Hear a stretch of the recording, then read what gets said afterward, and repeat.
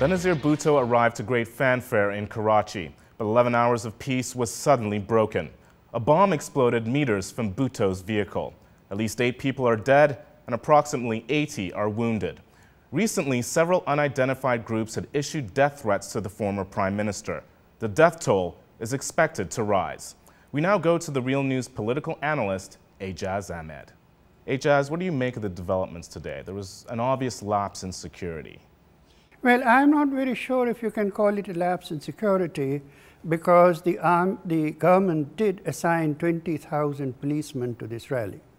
But when you hold a rally of 1 million or more in a city in which thousands of weapons are circulating all over the place, a number of extremist groups are active, the police force itself is infiltrated by extremist elements, you cannot ever guarantee that something like this will not happen. So whom do you think is responsible for this?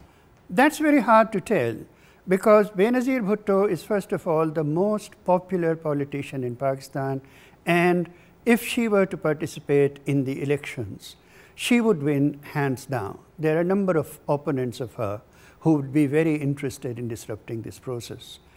Secondly, the United States is in the process of putting together a team at the head of the Pakistani state consisting of President Musharraf, Benazir Bhutto, and the incoming Chief of the Army Staff, General Kiani, in order to contain and fight, expand the war in Waziristan in northwestern Pakistan against the Taliban, Al-Qaeda, and so on.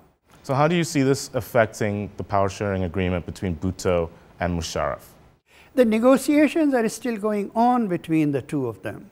This one incident itself will not derail those negotiations, but if this incident is followed by more periodic violence, then grounds are prepared even for the declaration of an emergency or a martial law, because the country becomes uncontrollable, in which case the so-called deal falls through.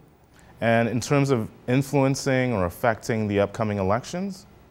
Well, that is again very uncertain. We are at a very critical point. The Supreme Court of Pakistan is in the process of issuing a judgment in a day or two whether or not Musharraf is even qualified to be a presidential candidate.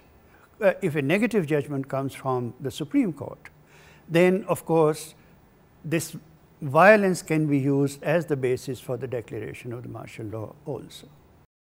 At the time of this report, hospital sources confirm 119 dead and over 300 injured. Numbers are expected to rise.